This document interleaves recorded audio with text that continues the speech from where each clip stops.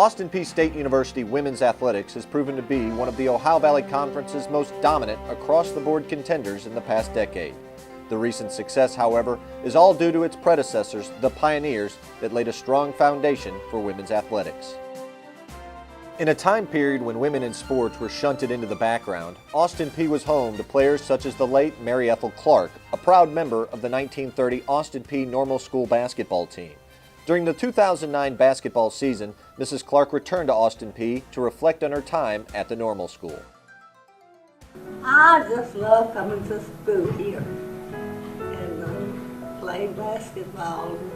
And everybody knowing that I played basketball. They liked the way I played basketball, so they accepted me. Volleyball became a part of Austin Peay's tradition in 1976 under head coach Betty Williams. Mary Field Zirkle played under then head coach and now Austin Peay assistant athletics director Cheryl Holt.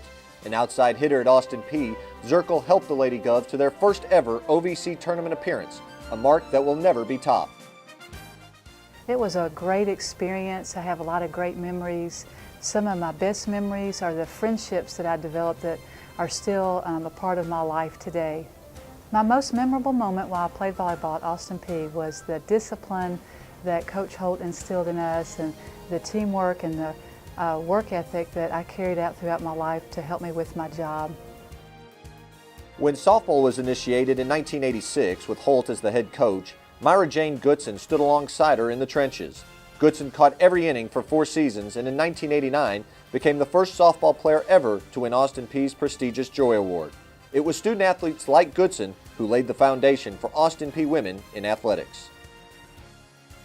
I think it kind of put us on the map. I mean, we were ranked nationally in several statistical categories in the top 10 in the country. The second and third year, after we started to have scholarships, and so our coaches started recruiting girls. And so the first thing they did was they went and recruited pitchers and positional players that could bat and could pitch, and that elevated us immediately to be able to compete with some of the better teams.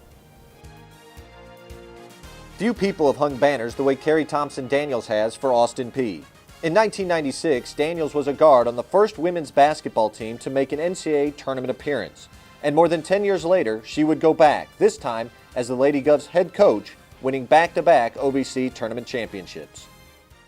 What I do remember was being a part of a team that we had one common goal, and that was to build something very, very special. We bought into what Coach McLean was doing, and we continued to work each and every day, and every year she went out and she continued to get better and better players. And finally, my senior year, we put it all together, went to the NCAA, and that was the first ever tournament, NCAA tournament appearance. Coming back here to Austin Peay now, being the head coach, it's come full circle for me.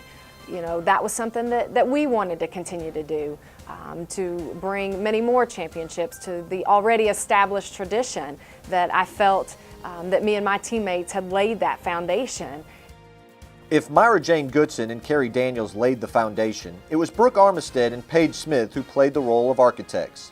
Armistead and Smith turned Austin Peay women's basketball into an OVC powerhouse, winning 4 straight OVC tournament titles, leading to 4 NCAA tournaments.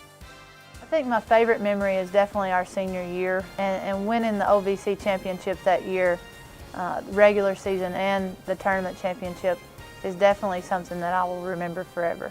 To know that you actually changed the way people thought about Austin Peay basketball, women's in particular. I mean, everybody's always loved the men's team, but it's not always been that way for the women. And I think to have a part in that, we were just overwhelmed with the accomplishments that we had, but that also we lived up to what we were supposed to.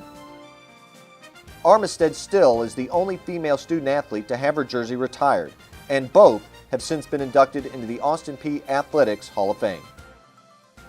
From where I came from to all that I accomplished, I think that pretty much says that everybody, if you set your mind to it, whether you're male or female, can pretty much do whatever you want to do.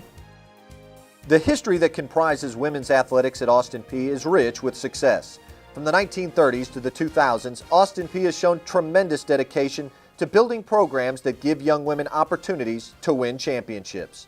This weekend, we honor the 25th anniversary of women's softball by dedicating the facility as Cheryl Holt Field.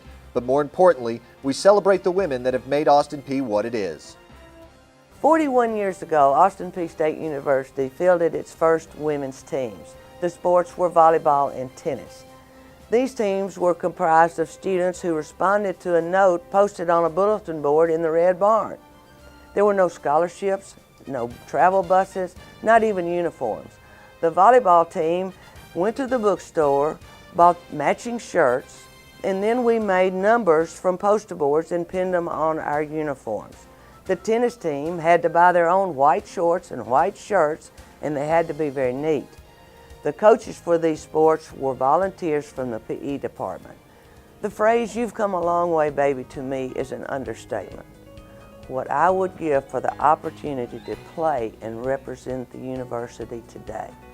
My problem would be what sport to choose: tennis, volleyball, basketball, softball, track, or maybe golf. The university has made great strides in women's athletics. Tonight we're trying to make it continue with an endowment fund. It will take all of us to make it happen, so take some responsibility.